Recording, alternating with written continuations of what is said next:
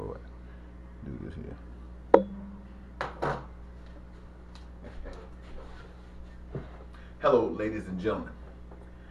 Earlier tonight, I tried to put a information piece together to put on YouTube or Facebook for your witness. And each time I got interrupted and had to stop after 2 minutes or 6 minutes. However, I posted them anyway in the event some spiritual message might have been there that was to connect with you. However, the message, as I listened to them back, knowing what was in me, it's kind of still interesting that maybe you should have a chance to get a feel of the whole picture put together. And so I made some notes referencing what I spoke to you about, and I'd like to share with you here in that. My subject was going to be, and is, what is God saying to you through the message that He's given me? When I was a child, I acted as a child. I understood as a child. I did what children do. But when I became a man, an adult, once I matured, I put away my childish things. What does that say? To me, that is saying, when I came into the world, all of the indoctrination I ever received, I received it well, and I applied myself to it. But one day I had an encounter with the truth, and the truth opened my eyes and set me free. And as a result, I refused to honor the lie, the pretension any longer, but rather stand for truth. To stand for truth. So what is going on is this. Who rules? God or man? The quest is to see who you, the people, will serve. God or man. God has a way of doing things. Man has a way of doing things. God's way is to serve and benefit every human on earth. Man's way is to benefit those that profits their concern and use them as they need them, to the extent that our society and the societies of the world are as they are. And so the great challenge before humankind is God or man. You know, one of the greatest things that can happen to an individual while living on earth in these bodies is to feel purpose, to be needed, to exercise that purpose, to contribute. We call that a job. But to have a job of your choosing, not just any job, because any job is not satisfying, but a job of your choosing, a job which you have passion for. And the reasons that you have passion for it is deep, is because you were designed that way. The passion that you have for doing what you do and will do well fits right in with the passions of others. And it's the fruition, or should I say, it is levels of fruit that is harvested in creating what we the people have determined that we desire. And all of it came out of the minds of people. And as we do this, all of our needs are met. And all of us contributed to that reality. And we feel free and blessed because we know our purpose and we know how our purpose fulfills a need. And it entitles each of us to smile, to have peace, to be prosperous and joyous in our living. That's a state of heavenliness. That's God's way. But man's way is a little bit different. Man's way is replacing this God that says, do unto others as you would have others to do unto you. And he puts it on a piece of paper or silver or gold and inscripts on it, in God we trust.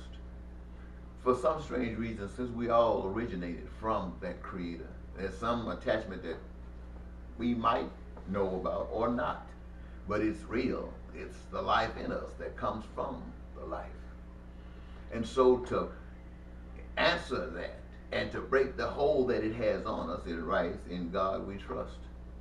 We are thinking that it's referring to our God, when in reality, subliminally, what it is referring to is the God of man, the God man, and this money is being used.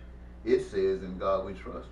As much of this that you have, you can have that much of freedom in this United States or in this world. So everybody is trying to get "In God we trust," not knowing that "In God we trust" is a front for those who control and owns that money. They invariably controls the human race, because we all need food, clothing, shelter, education. All that stuff costs money. In one way or another, directly or indirectly, we all benefit from serving the dictates of those behind the money. And you see, they don't have a place for everybody. They're only for a certain number. And if we use, for an example, entertainers, they are paid well, very well. And because they are held up before the public as idols, and get in the minds of our youth wants to be like them. And yet they put before you, through these, what they hold up as stars, some of the things that will destroy your mind, that would lead to life and rather end up in destruction. They have people like Beyonce, Lady Gaga, or some of the others put before you, dancing and gyrating right before the public, where at least 80% of the men are desiring to be between some love affair of these sort. And many women going after Jay-Z and Diddy and Big and others for that money, you know, some of that God power. And there are more people that's not in the business that are greater than those that's in the business. But they're not in the business because only a few are needed. And as long as these few do what they're supposed to do, they will be paid well and stay in position. And they do it because they know the moment they don't, the door is open for you. And what the people who are out right now don't know is what they're getting into. And so that's the way man put each of us against one another, trying to get in a position that leads to our destruction.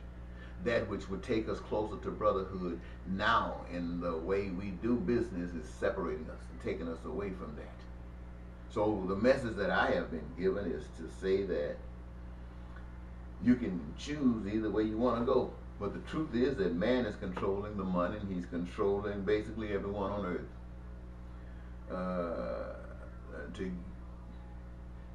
You see, to become mature, you recognize the truth, and you refuse to play the game. And instead of playing the game, you create a new game and start trying to establish that game. If the people are susceptible to it, it will move forward. And if not, you being genuine are in a state of bliss. And if those who are holding on to the status quo find it necessary to eliminate you from society, to eliminate you from the physical form amongst them because of your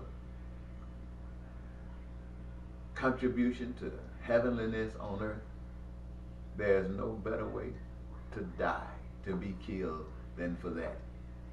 And your reward is straight, continuously in the heavenliness that you gave your life for. Now, this is something that people don't know. And I wanted you to know that. And I better get off this camera before it cuts off because of low battery and I lose everything. But one last thing I want to say to you. We have a big brother that's called the federal government. And that is because the federal government represents those who are behind the money, not you. And because that exists, they have federal laws to prevent the legalization or the just free floating of smoking marijuana. And why? Many of you might ask. They say marijuana is a mind-altering smoke, and it is. What it does, if you never smoked it, you've been programmed from the day you came into this earth. You find yourself smoking some marijuana, and it's gonna alter your mind for a minute.